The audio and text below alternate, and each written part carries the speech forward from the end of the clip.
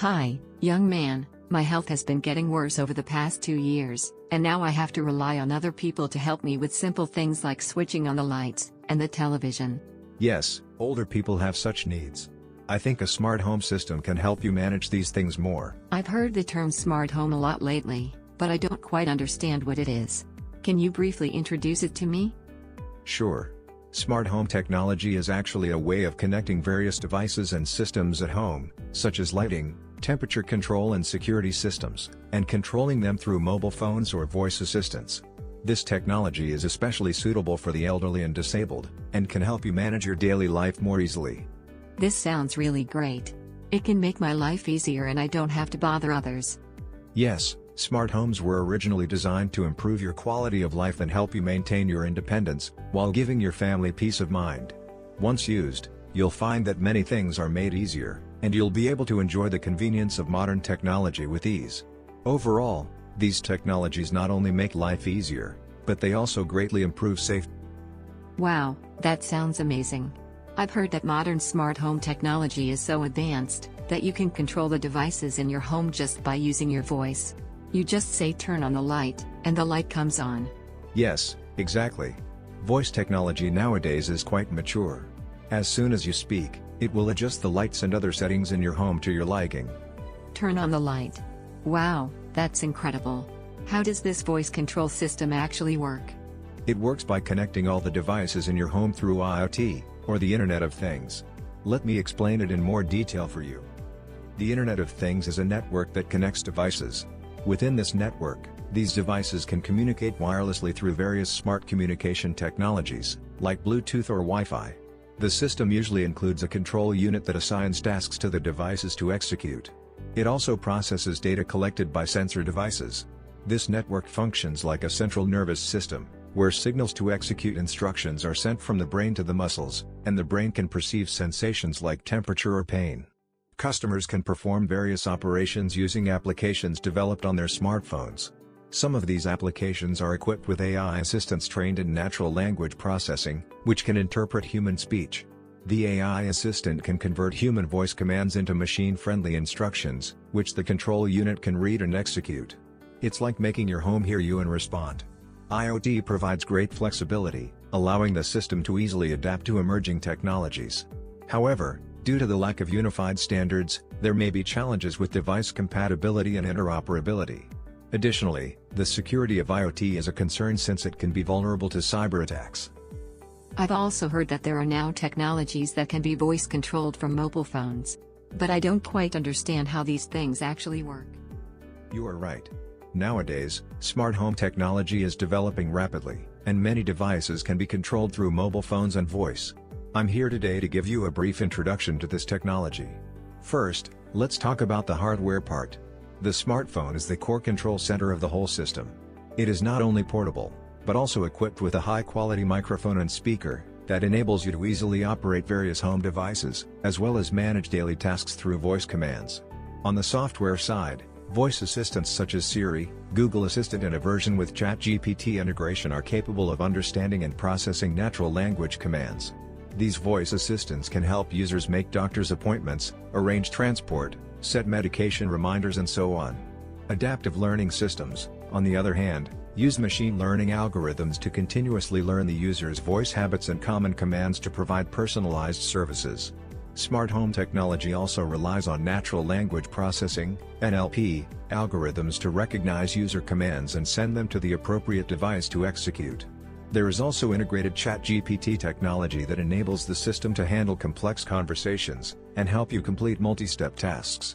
While smart home technology brings many benefits such as portability, high levels of personalization and real-time responsiveness, there are also privacy concerns as these devices need to constantly listen to sound, which may raise concerns about privacy breaches. Additionally, in noisy environments, the accuracy of voice recognition may be compromised. Also, high-quality voice control systems and cloud services are sometimes not cheap. Also, I've been thinking lately, my legs are getting worse, and I'm worried that one day I'll suddenly fall when I have no one at home. Can you help me recommend a device that can detect falls? Sure. Many wearable devices can detect falls nowadays, such as smartwatches, pendant necklaces and wristband devices. These devices automatically send an alert when they detect a fall, and can come with your geolocation. I will briefly introduce them to you. The device is usually just worn on the body, and the device has inbuilt sensors that constantly measure changes in movement and orientation to determine a fall, and once a fall is detected it automatically sends an alert to your smartphone. If you don't cancel the alert within 30 seconds, the device will automatically send an emergency call to a caregiver, who will tell you that assistance is on the way. The hardware of the device mainly consists of sensors to detect motion, commonly accelerometers and gyroscopes, a microprocessor to process the data from the sensors to determine falls, and a Bluetooth for connecting to your smartphone to send an alert. One approach to simple fall detection is based on a threshold algorithm that makes a judgment by comparing the sensor's data to a preset threshold, but sometimes false or missed alarms can occur. To solve this problem, many devices now use more sophisticated machine learning algorithms that have been trained with large amounts of data to more accurately determine if you have fallen. Therefore, fall detectors can now achieve a high level of accuracy.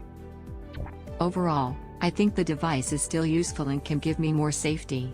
However, I may forget or not get used to wearing it. I also need to keep an eye on the power level of the device, to make sure it works properly at critical moments. Is there any other type of fall detection? Sounds like vision-based fall detection sensors would be a better solution for your case. It uses multiple cameras to monitor your movements without needing anything on your body. Normally, cameras will be set up around every corner of your room, and they're always on, ensuring continuous safety without any effort from you. The magic behind the entire system involves both hardware and software technologies. To capture useful and accurate data, will require advanced cameras that can ensure high-quality pixels and frames collected, and perhaps be able to perform some filtration using optical technologies. For example, some researchers use 3D cameras so more dimensions and features can be captured, and background noise can be removed from its built-in function.